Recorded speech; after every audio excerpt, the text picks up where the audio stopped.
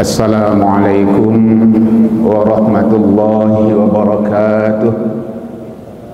Alhamdulillahilladzi amarana bittaqwa wa nahana 'anittiba'il hawa. Asyhadu an la ilaha illallah wahdahu la syarikalah wa asyhadu anna Muhammadan 'abduhu wa rasuluh. Allahumma shalli wa sallim wa barik ala sayyidina Muhammad wa ala alihi wa sahbihi ajma'in. Amma ba'du, fa ya ayyuhal muslimun wal muslimat rahimakumullah. Qala Allah ta'ala fil Qur'anil Karim wa bihi yahtadil muhtadun. A'udzu billahi minasy syaithanir rajim. Bismillahirrahmanirrahim. Wa ma khalaqtul jinna wal insa illa liya'budun. Sadaqallahu azim. Bapak-bapak, ibu-ibu, saudara-saudara jamaah zuhur Masjid Raya Ahmad Khatib Al-Minangkabawi, Provinsi Sumatera Barat, yang dirahmati oleh Allah Subhanahu wa taala. Marilah kita selalu bersyukur kepada Allah Subhanahu wa taala, karena Allah selalu mencurahkan rahmat nikmatnya untuk kita semua. Mari kita banyak mengingatnya, karena Allah selalu mengingat kita dalam kehidupan kita ini. Mudah-mudahan dengan banyak mengingat kepada Allah dan beribadah kepadanya, hidup kita ini bermakna, selamat di dunia dan bahagia di akhirat kelak. Salawat dan salam buat Nabi kita Muhammad sallallahu alaihi wasallam.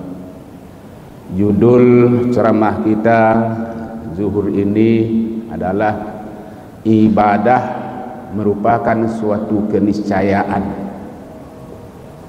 Artinya ibadah itu suatu hal yang mesti kita lakukan dalam hidup kita ini, karena kita ini adalah seorang hamba, budak Allah Subhanahu wa ta'ala. Karena itu kita juga harus bagaimana menghambakan diri kepadanya dan beribadah kepadanya. Kita lihat dalam surat Al-Zariyat ayat 56 yang kita baca tadi. Artinya adalah, tidak saya ciptakan jin dan manusia melainkan untuk beribadah kepadaku. Jadi kalau kita lihat sekilas, Allah ciptakan jin dan manusia itu hanya satu tujuannya, bagaimana manusia itu menyembah Allah, beribadah kepadanya. Mafhum mukhalafahnya, andai kata manusia ini tidak akan mau beribadah, Allah tidak akan menciptakan kita manusia di muka bumi ini. Bapak, ibu-ibu, jemaah zuhur rahimakumullah, apa yang dikatakan ibadah itu? Kita lihat dalam tafsir Al-Maraghi, dalam menafsirkan surat ayat 56 surat Az-Zariyat itu, ibadah itu adalah merupakan khudu'un yansha'u an istis'aril qalbi bi'uzmatil ma'bud i'tiqadan bi anna lahu sultanan la yudriku ma'nahu. Yang dikatakan ibadah itu adalah ketundukan, kepatuhan yang didorong atas kesadaran hati untuk mengagungkan Tuhan yang disembah, di mana Tuhan itu mempunyai kekuasaan yang maha tinggi yang tidak bisa dinalar oleh akal manusia. Itu yang dikatakan ibadah. Pertama ada rasa kepatuhan, kemudian kesadaran hati, kemudian menyembah Allah. Artinya kalau orang itu beribadah bukan karena kepatuhan, itu bukanlah ibadah. Kalau dia beribadah hanya karena orang, namanya riya, itu namanya bukan ibadah. Yansha'u an istis'aril qalbi, munculnya dari kesadaran hati, memang hatinya betul-betul menghadap Allah, menyembah Allah. Kemudian bi'uzmatil ma'bud, caranya adalah menyembah atau mengagungkan Tuhan yang disembah. Kalau bukan Tuhan yang disembah, bukan Allah, itu namanya bukan ibadah. Bapak Ibu jemaah zuhur rahimakumullah. Sekarang kita lihat apa makna ibadah liya'budun dalam ayat itu. Dalam tafsir Al-Maraghi dikemukakan liya'budun itu ada 3 makna. Yang pertama artinya adalah liya'rifuni. Artinya yang dikatakan ibadah itu adalah mengenal Tuhan, mengenal Allah, mencari tahu tentang Allah, itu adalah merupakan ibadah. Berarti kalau orang mencari, mengenal, mempelajari tentang Allah, zat Allah, sifat-sifat Allah, keberadaan Allah itu namanya adalah ibadah. Berarti hari ini kita hadir di masjid mendengarkan ceramah zuhur, ini adalah merupakan suatu ibadah.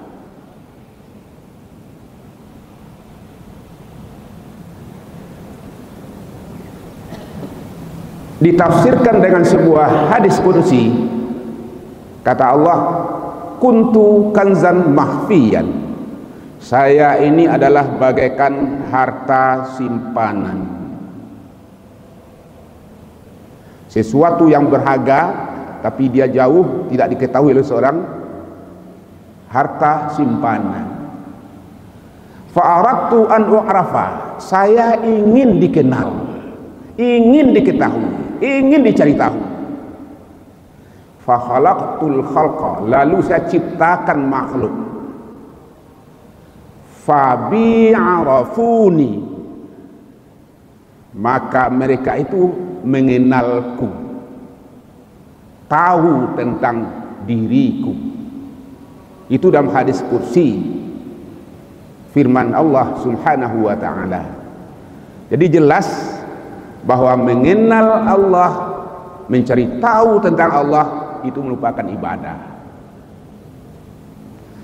Bagaimana cara kita mengenal Allah? Pertama, kita harus dulu mengenal diri. Man arafa nafsah faqad arafa rabbah. Siapa yang kenal dia tentang dirinya, maka dia akan kenal dengan Allah subhanahu wa ta'ala. Artinya orang yang tidak mau mengenal diri, maka dia akan sulit mengenal Allah subhanahu wa ta'ala. Bagaimana kita mengenal diri? Kita ini sebenarnya ada kita karena diadakan. Ada Tuhan karena dia sudah ada, tidak ada awal, tidak ada akhirnya.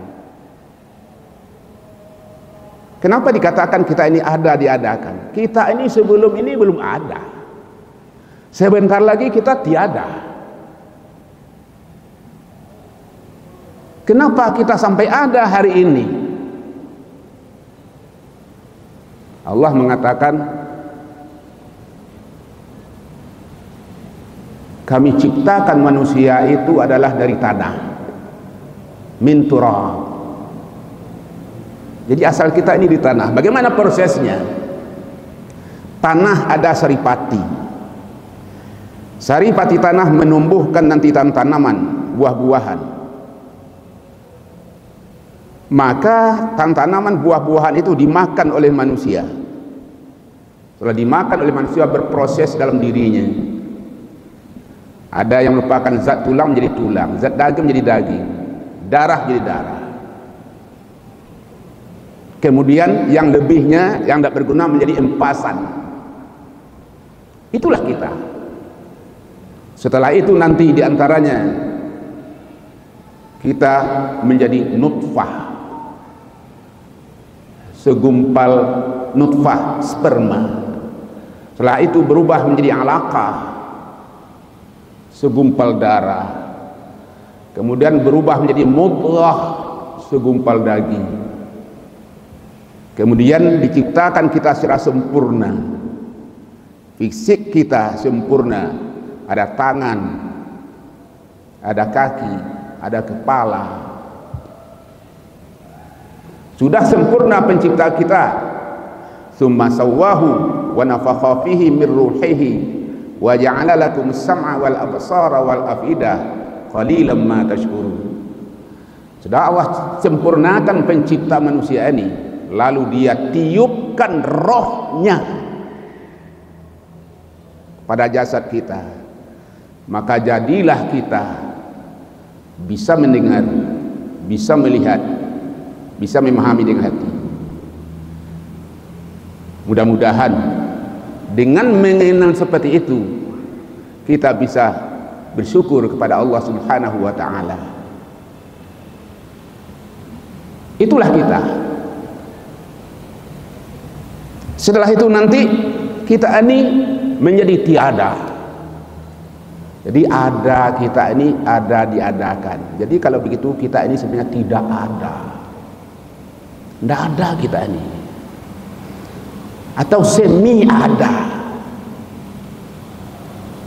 Kalau kita bisa mengenal itu, dari mana proses mulai dari awal itu sampai kita meninggal itu adalah Allah yang memperlakukan seperti itu. Kenalilah diri. Bertemu roh dengan jasad, hidup kita. Kemudian ditarik, dipisahkan roh dengan jasad, mati kita. Itulah kita. Kenal itu.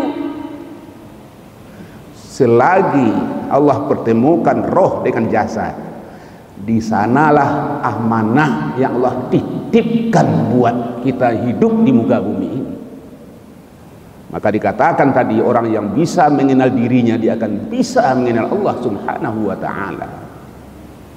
Apa amanah yang Allah ciptakan? 3. Pertama, ibadatullah fil ardh, menyembah Tuhan.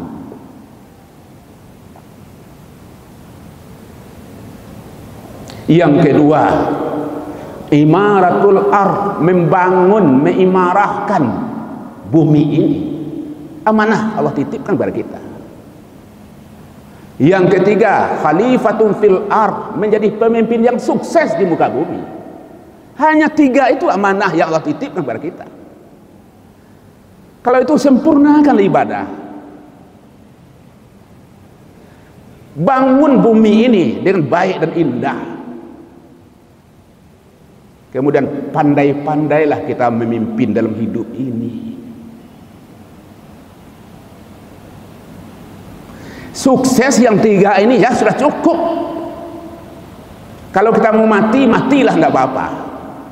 Tapi kalau belum sempurna amanah yang 3 itu, janganlah kita mati dulu. Kalau boleh kita meminta kepada Allah. Ya Allah, amanahmu belum bisa saya lakukan. Amanahmu 3 yang kamu amanahkan kepada kami, ya Allah. Pertama ibadah, ya Allah, ibadah kami belum sempurna. Ya Allah, yang kedua kami juga belum bisa membangun bumimu, menyemarakkan bagaimana hidup di muka ini bersama aman, nyaman, enjoy, tenang, bahagia. Kemudian ya Allah, saya belum mampu memimpin dalam hidup ini, ya Allah. Jangankan memimpin orang, memimpin diriku saya belum mampu. Kita kadukan pada Allah seperti itu. Mudah-mudahan Allah berikan kesempatan. Bagaimana kita mampu menjalankan amanah itu. Itu makna pertama, ibadah. Yang kedua, li'amurahum wa anhahum. Saya suruh mereka dan saya cegah mereka. Artinya ibadah itu melakukan perintah Allah dan menjauhi larangannya. Apapun itu perintah Allah, kalau memang dari Allah, tidak ada istilah protes. Sami'na wa ata'na. Kalau memang itu adalah larangan dari Allah, tidak ada protes. Karena Allah tidak akan mungkin melarang. Kalau tidak, yang dilarang oleh Allah itu membahayakan untuk manusia.